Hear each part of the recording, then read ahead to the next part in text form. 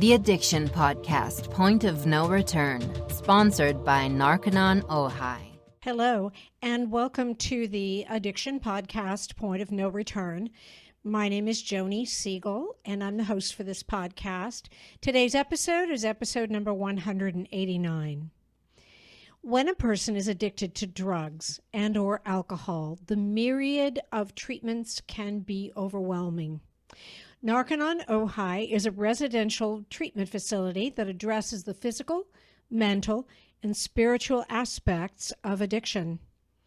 With a proven, drug-free, holistic, evidence-based, step-by-step program designed to free those trapped by addiction. For more information, or just if you have any questions about addiction, call 1-866-231-5924. Today we have an interview with a lady named Brandi Winans. Brandi Winans is an inspirational keynote speaker and a life coach born in a small town in North Carolina, while her father was in the Marine Corp. She grew up in St. Pete Beach, Florida, and has lived in Southern California and Mexico. Married to former pro NFL player Jeff Winans for over 30 years, she details their life story in her latest book, The Flip Side of Glory, as told from the wife's perspective. In the story of love, acceptance, and hope, her faith was tested beyond her wildest imagination after losing everything and learning that it's never too late to start over. She is a speaker and advisor for the National Football Players Women's Association, founded by Sylvia McKay and Irene Pridgeon.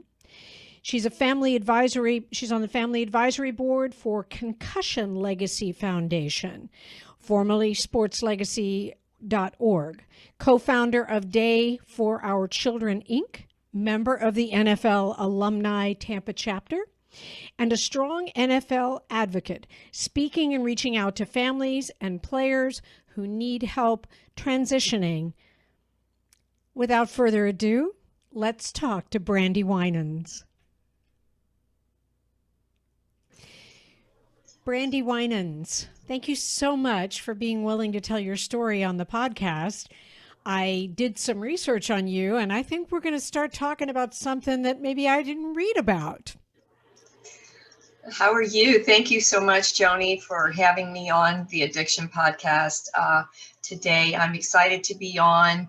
I think, as we gain more wisdom, as we just talked about, you're more intent on sharing your story and being able to help others through it. I think so too, and you definitely have. You have a history with drugs, and I don't mean that your own personal addiction, but you have a history. Start back at the beginning. What was your experience growing up in the area of drugs? In the area of drugs, I was first and foremost a Marine Corp brat and daddy's little girl. I had two older brothers. I had a mother who had she today would have been diagnosed as bipolar. But we didn't know that at the time.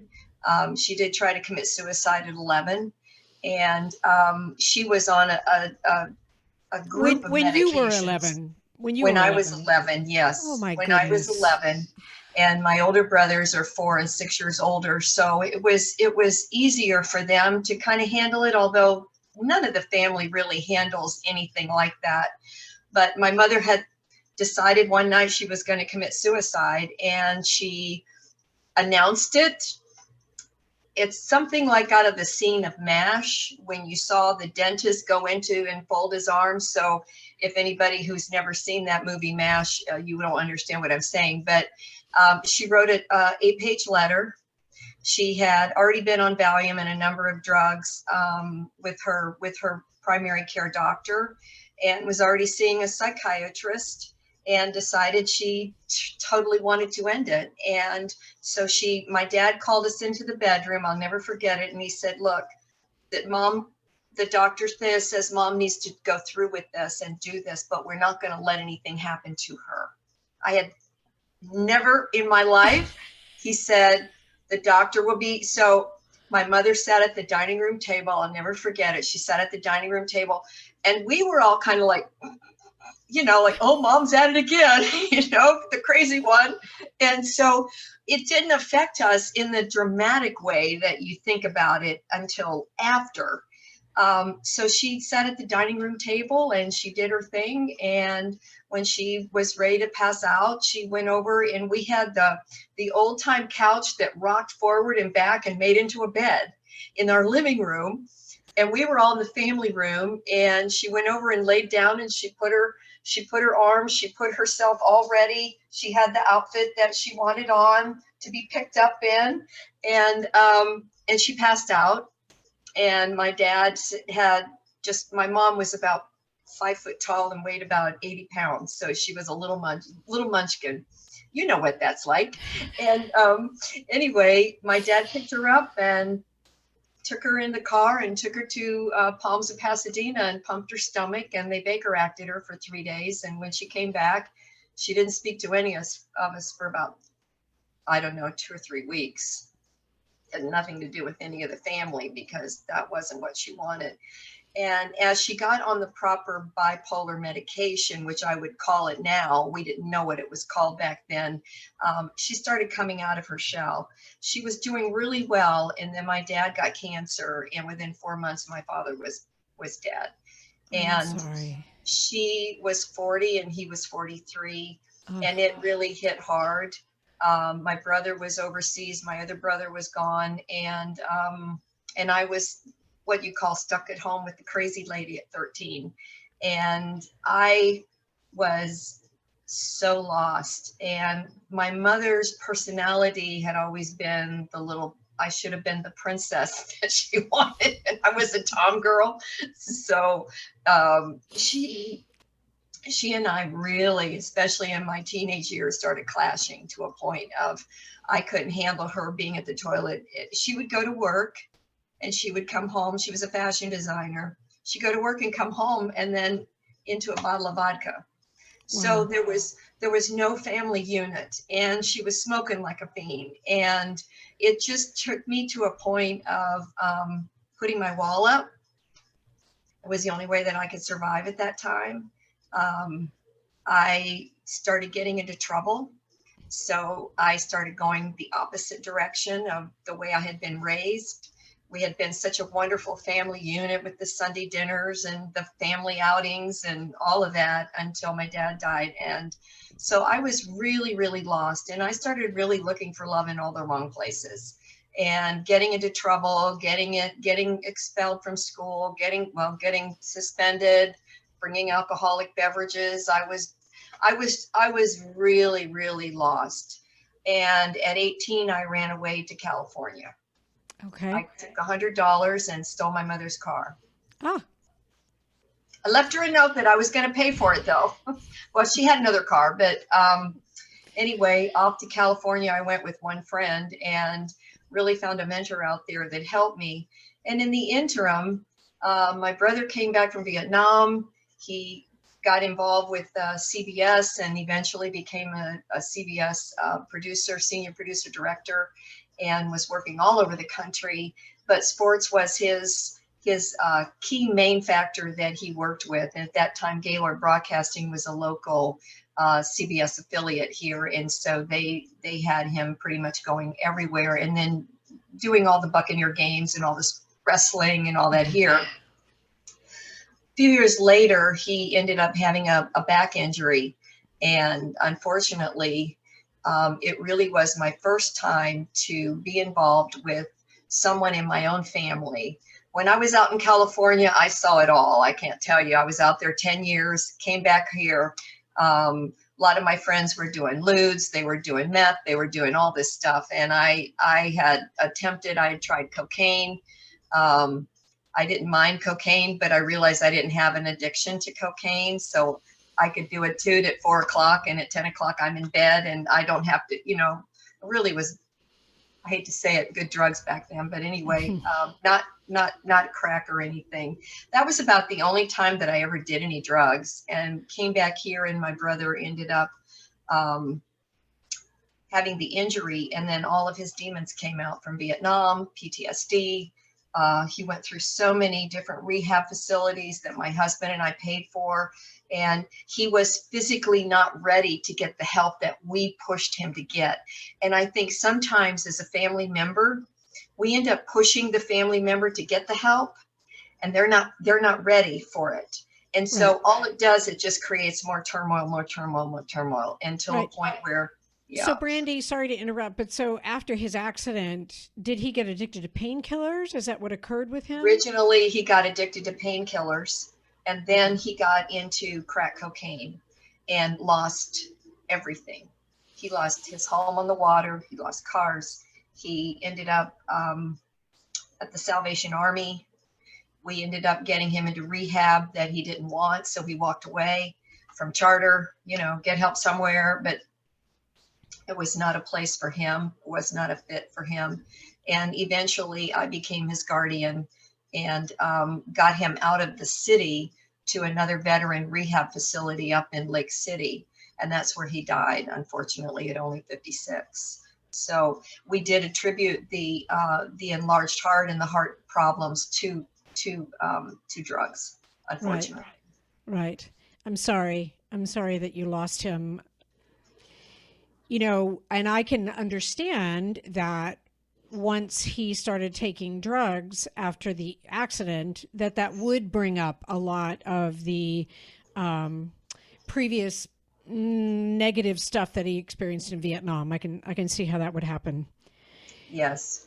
So your other brother, he was okay, right?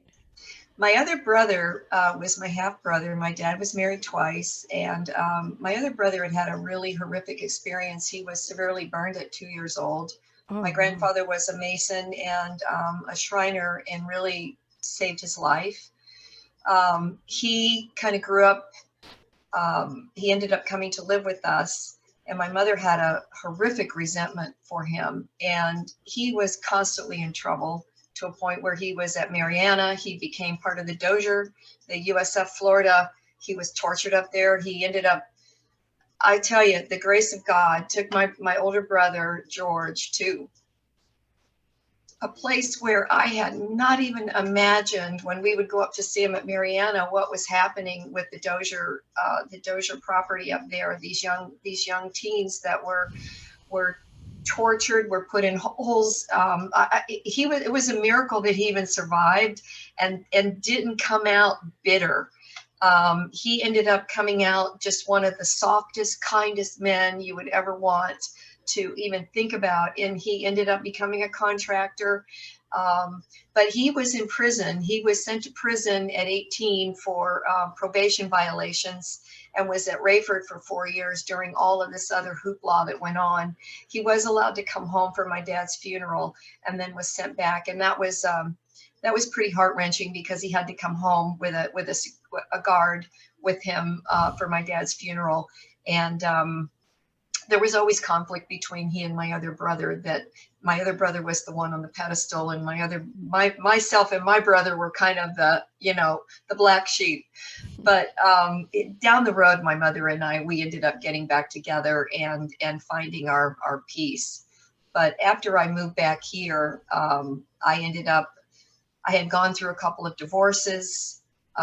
Like I said, I think I was looking for love in all the wrong places. Years later, my psychiatrist said that since I couldn't rescue my dad, I was rescuing other men. Interesting. Yeah.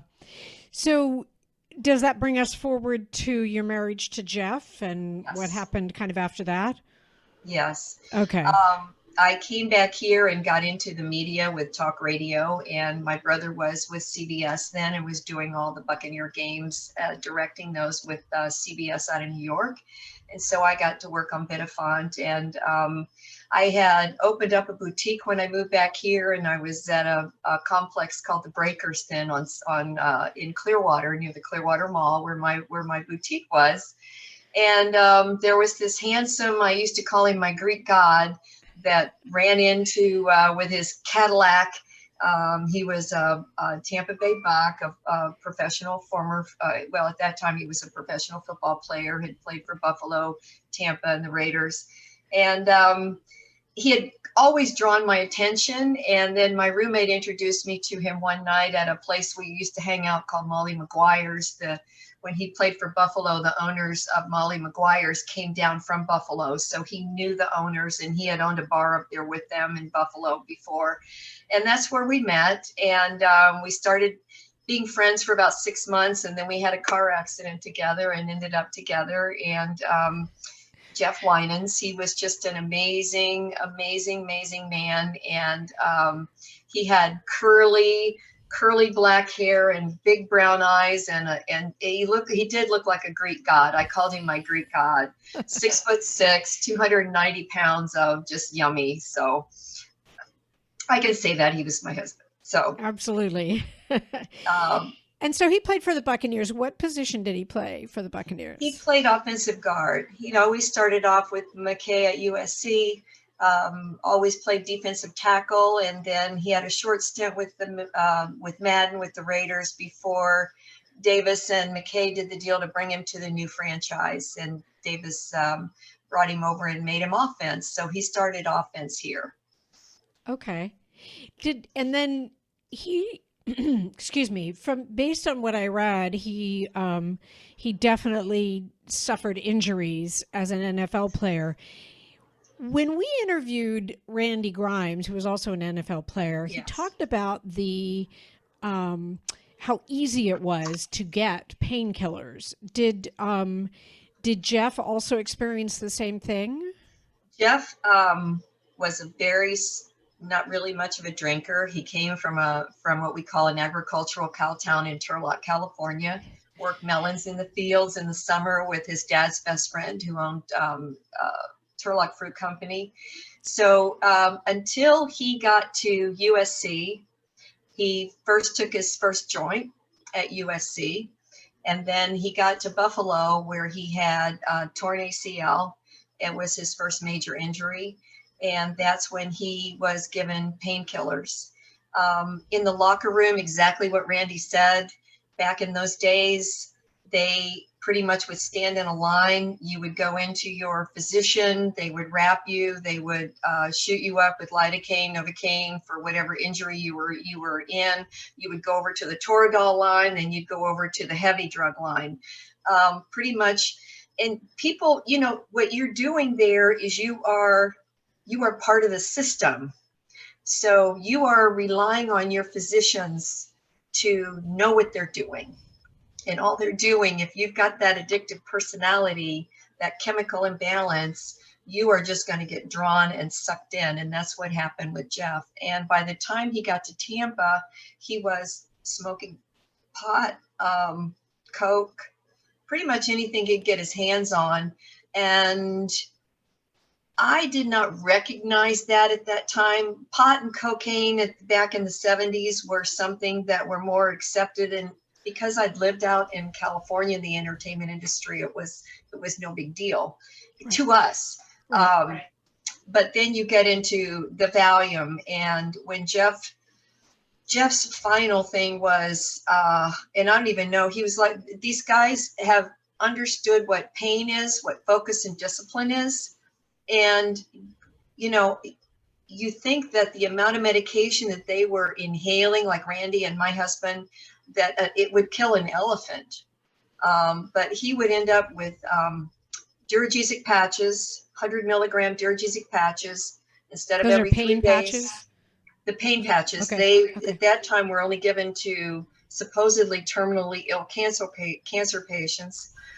This was now we're in the late 90s, early 2000s. That would be every 3 days. So you get a 10 patch. Then that was like almost $1,000. We had no prescription drug medication insurance. He was by this time on Medicare, but they didn't have prescription drugs.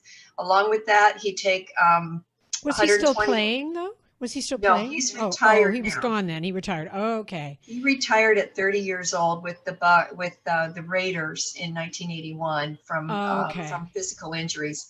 His total injuries were upper neck, lower spine, multiple back and neck injuries, torn ACLs, torn MCLs, two crushed ankles, broken toes, broken fingers, and multiple concussions. Oh So, my, I just, so along with the duragesic patches, he was taking 120 soma. This is his monthly script. Duragesic patches, 120 soma, 60 10 mil valves, and 60 Percodan for breakthrough, and then whatever else he could get his hands on. And he could take a package of Claritin, for instance, or the Afrin, whatever he could take, he would inhale, not just one, but on top of all of that, plus he was smoking pot. Had pretty much gotten off of the coke and anything like that. Never did any of the crack, but and 3 weeks before, the week before he'd have to go back in to get another script, he would dry out, and then that would be a nightmare from hell for our family, because he was now more angry, more not who I married, just ugliness, physical, emotional, just everything under the sun you can imagine. And then he would go pee in a bottle, and they would give him another month, until finally I had an absolute conniption over these. These were pain management doctors too. yeah, well, we already know from the pain clinics in Florida, that doesn't necessarily mean that they're doing the right thing. Right. Was there any concept by Jeff that he maybe had a bit of a problem with all of these meds or drugs, or? Well, in Jeff's mind, my brother had the problem. He was getting prescription drugs. Now, my brother was also on, 10 or 12 different medications, and had lost his driver's license and so forth and so on. But in Jeff's mind, he was getting them all from his physician. And so it was okay. And nobody understood what his body went through. And I was an athlete. I sustained multiple injuries too over the years, but I avoided pain medicine. I don't like the way it made me feel. And so, when you start seeing the amount of drugs and how they're able to physically function, I think that was something, Randy and I have talked about it before too, because you're able to physically function, and you wonder when you're going to ever peak there, because it seems like you aren't going to peak. It just keeps going, and you just need more and more and more and more and more. And then you have blackouts, and then you can't remember things. And I was attributing Jeff's prescription drug and being disabled from football to not thinking that he had head injuries as well that were taking a toll on him. You are listening to the Addiction Podcast, Point of No Return. For more information on the podcast, or to reach out if you have a story you would like to share with us, go to our Facebook page by the same name, or you can email us at theaddictionpodcast@yahoo.com, or go to our website, theaddictionpodcast.com, or call us at 727-314-7080. And please remember to subscribe to our podcast wherever you listen to podcasts, and give us a 5-star review. For more information on our sponsor, Narconon Ojai, visit their website at narcononojai.org.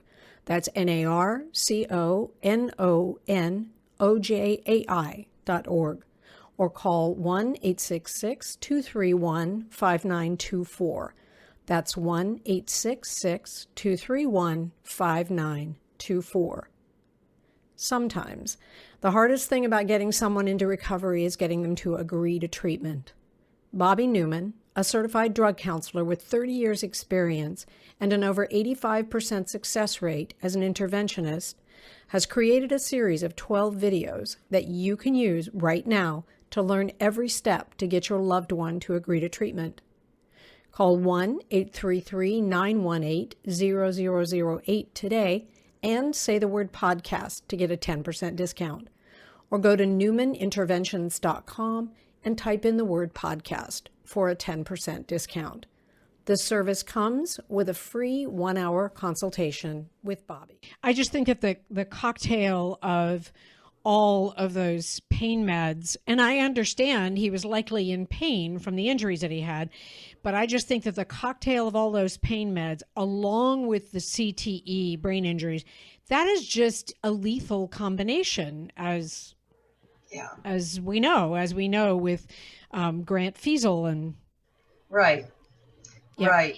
You know, when I decided to write the book, I had tried to get Jeff. I wrote the book, The Flip Side of Glory, and I'm writing now The Flip Side of Glory, the final chapter. I wanted to tell the rest of our story because it had gotten so bad with Jeff and I that we divorced. I didn't know I was getting a divorce, and he decided he was going to move back to California. He was going to stay here, and I could see then, you know, I mean, the last 4 or 5 years when we were together at that point was just horrific. And he had tried to kill me one night. It had just gotten so out of hand. And our son was living at home most of that time. And so one of the things that we've talked about before is that it's the family unit that is behind the scenes trying to push forward to say, you know, people don't understand what goes on behind closed doors. Like in our case with Jeff's profession, when the shoulder pads and the helmets come off and the family unit is lost in transition. But when you walk out that front door, when you're man or you're woman, whatever situation you're in, it's not always athletics. Walk out that front door, you still want them to have some sort of honor and integrity in the community. So we're all behind closed doors, shoveling it in and hiding from society, not you know, really afraid. Well, if I say something, my husband might lose his job, or my wife might lose her job, or my child, you know, he's got that scholarship over here. Or she's going into the medical profession, and now she's addicted to drugs. So when you start seeing all those things, the family unit is broken, and you have to go in and understand and help the family unit to sustain.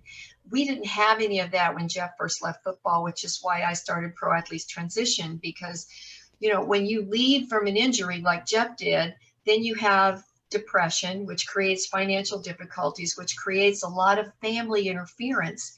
And if the family isn't on the positive side of trying to help, the one thing that I did learn in my relationship with my brother and in helping others who are transitioning out of whatever, if it's drugs or alcohol, or if it's just transitioning out of the game, is that without the family support, that player, they are lost. And usually when you're on the drug realm of going in and taking as many drugs, you're hiding from society for some bigger and greater purpose.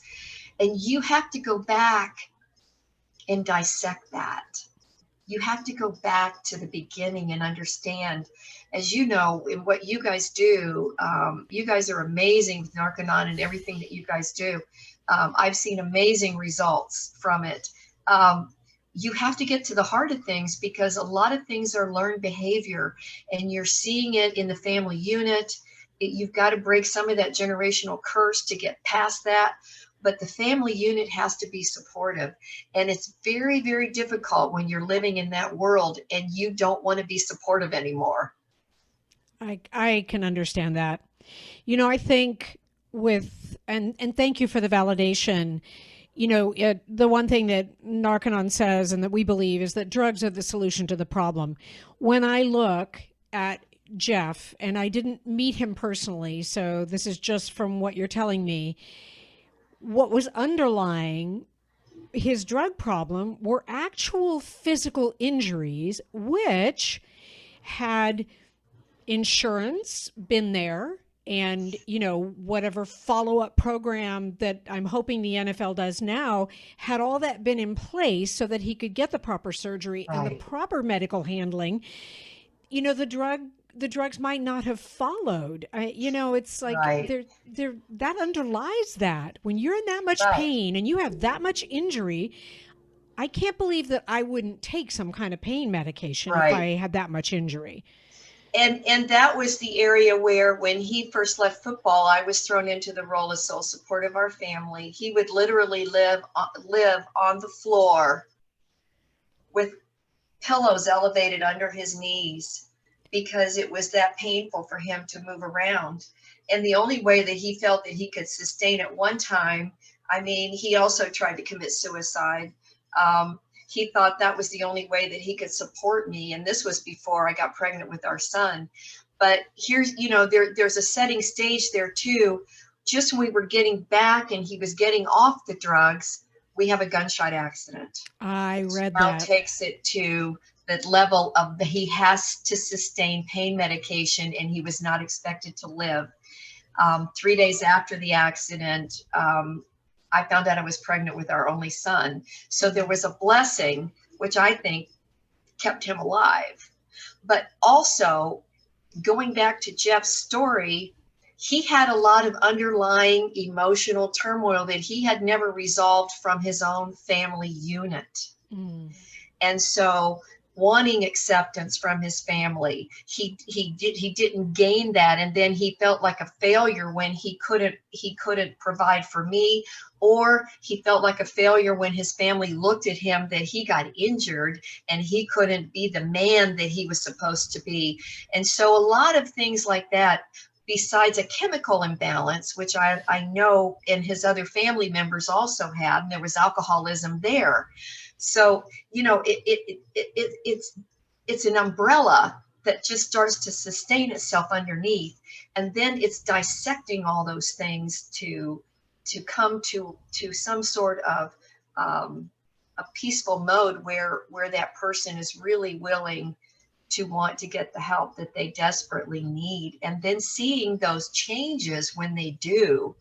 When we got back together, we were apart 3 years, and Jeff found his spirit, and he put his wall down, and he wanted to get the help. But until he wanted to get the help, we were never going to get back together. And I could not help him until he wanted the help. That's right. That's exactly right. It's why I think interventions become so important, because the interventionist basically has to get the person to see that they need help and that they need to do something about it. So you guys divorced, and then you got back together. Yeah. When did you get back together? What year was that? We started getting back together towards the end of 2010, when he got the help he needed. He actually got into rehab.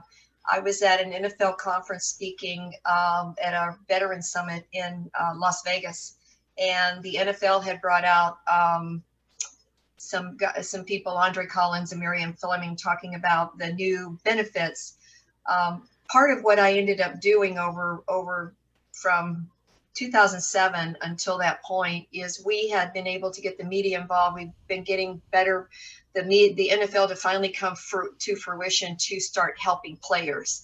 And we were able to do that through the 2007-2009 congressional hearings. So towards the end of 2010, Jeff and I got back together because a few months prior to that, I was speaking, and there were some doctors there from a place called the Summit Lodge in Utah. They were trying to get involved to get players to come to get help and get detoxed was the main thing that they were going to do, and then help rehab. And Jeff had been ordered by a judge in California to get to rehab, but I couldn't get him in anywhere because nobody took Medicare.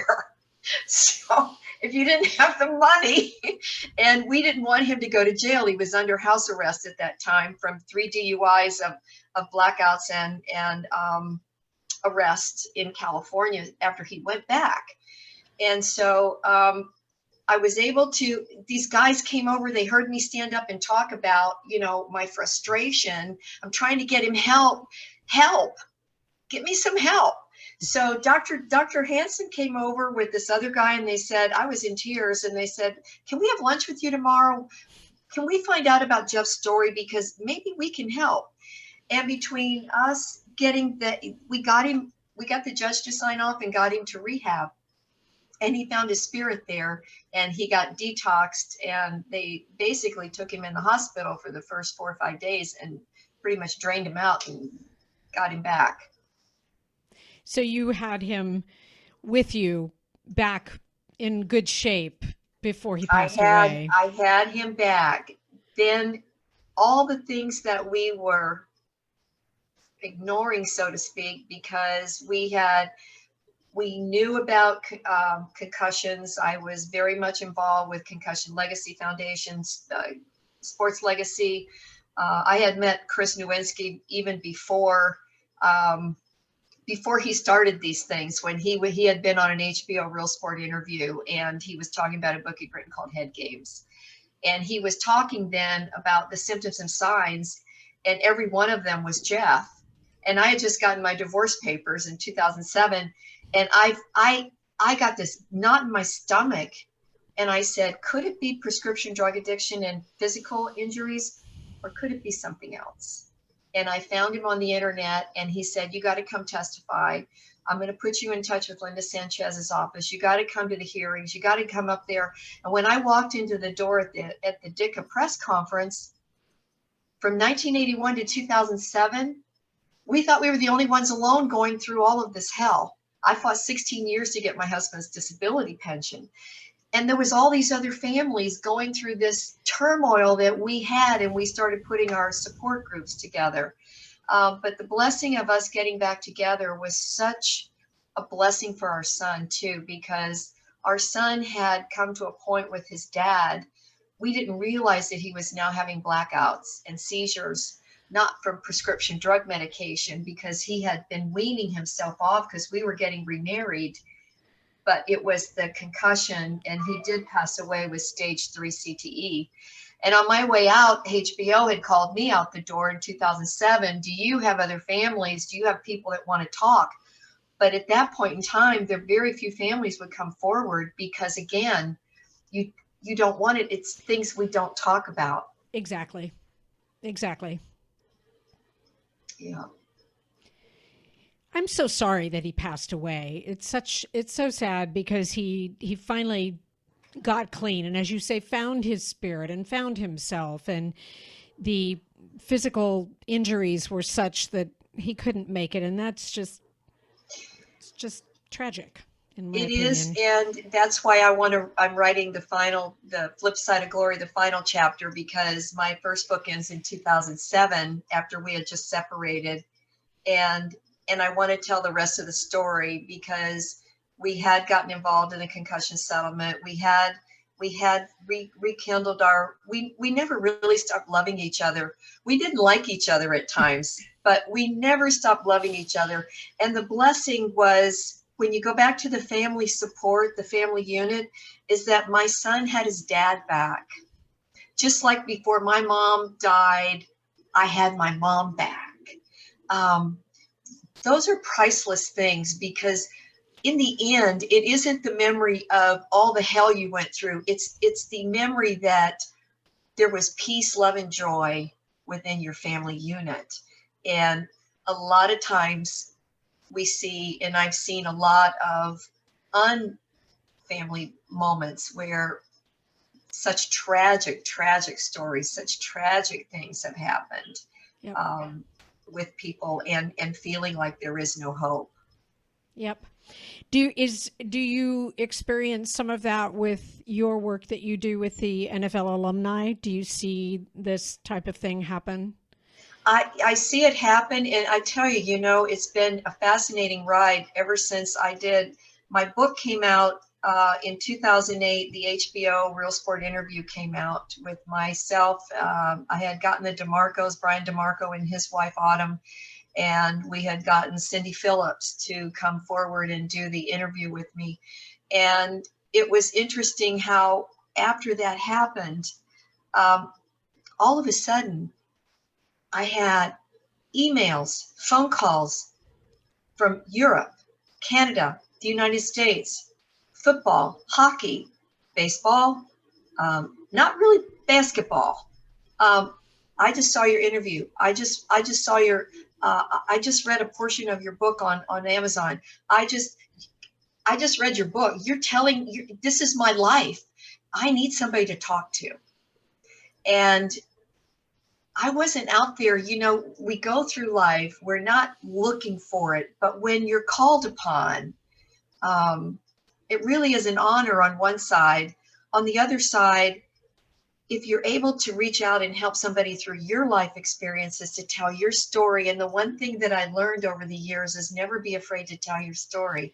I've worked with DJJ teens and young adults in prison, from what I give back now to Circuit 6 and all over.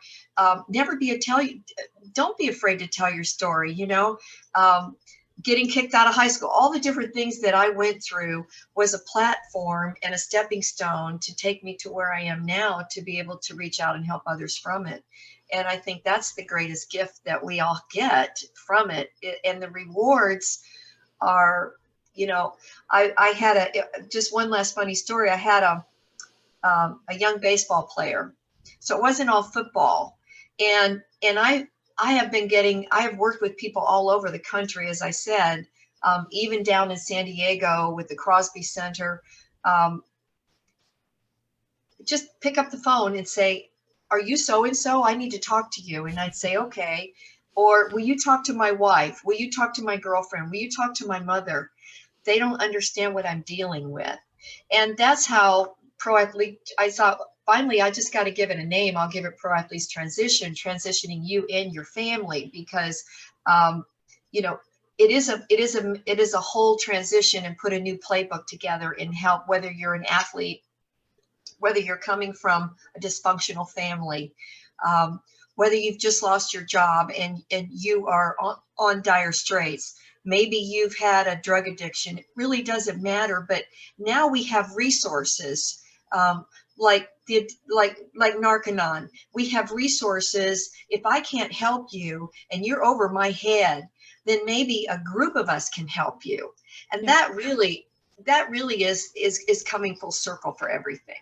Right. You started to tell a story about a young baseball player. Yes, Ryan. Ryan called me out of the blue, out of Atlanta.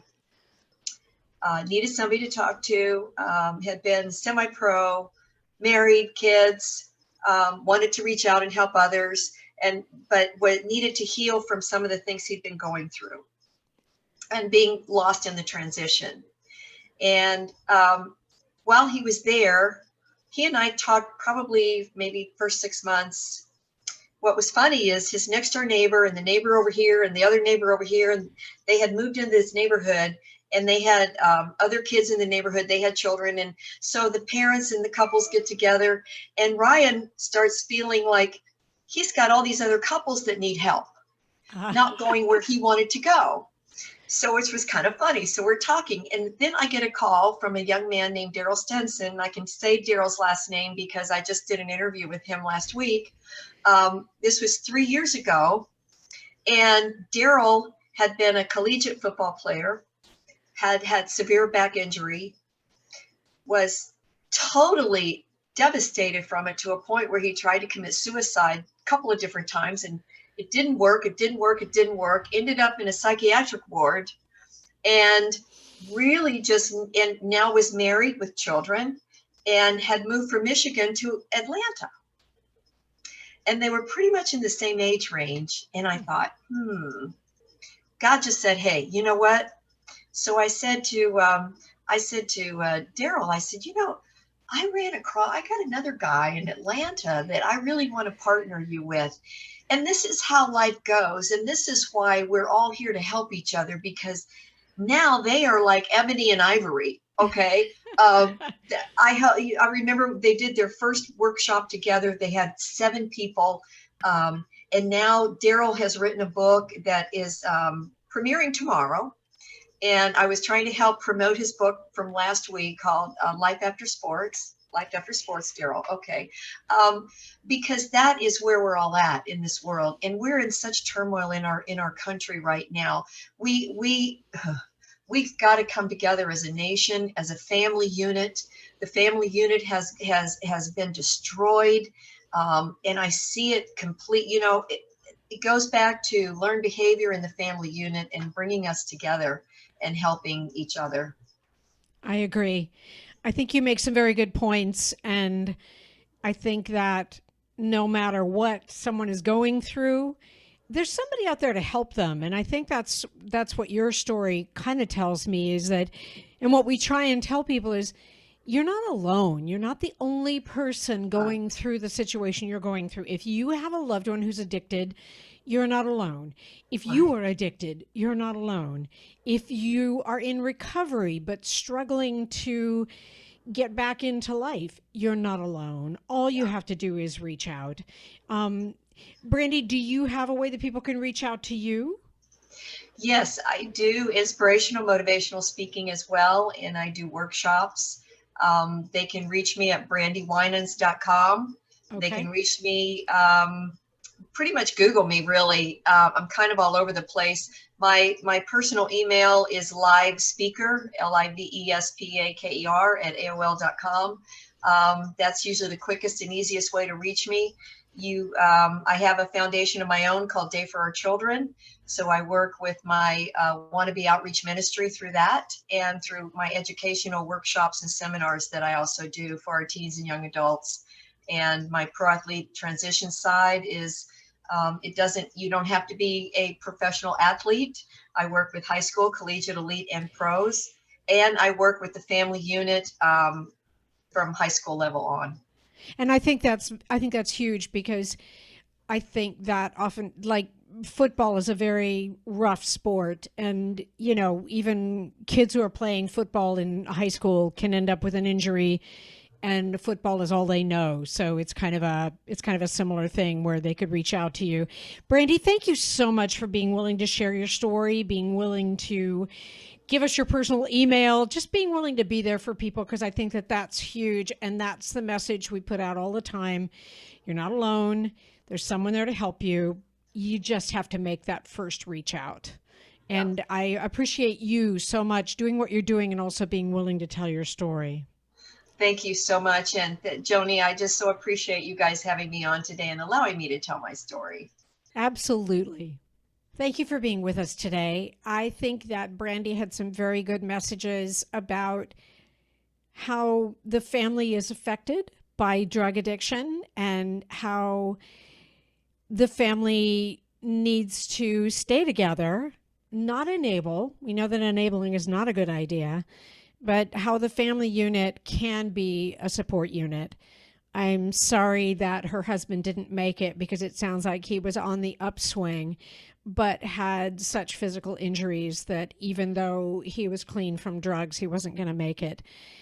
I have said this before to parents who listen, or loved ones who listen, who might have a young family member that wants to get into professional sports. Just be very careful. It's very easy to become addicted to painkillers once injuries start occurring, and just be careful about it, especially parents. If you have young kids who are in professional sports, don't let them go down that road. If you have a loved one who is addicted, I'm going to give you the Narconon number again, because I want you to reach out now before the holidays. The holidays are super stressful for those addicted, and super stressful for families of those addicted. The number is 866-231-5924. There's no obligation. You can call, you can ask questions. If Narconon isn't the right program for you or your loved one, they'll let you know. But reach out to someone. Reach out to Brandi if you need to. BrandiWinans.com, and that's BrandiWinans.com. Reach out today. We'll talk to you again next week. Please be well.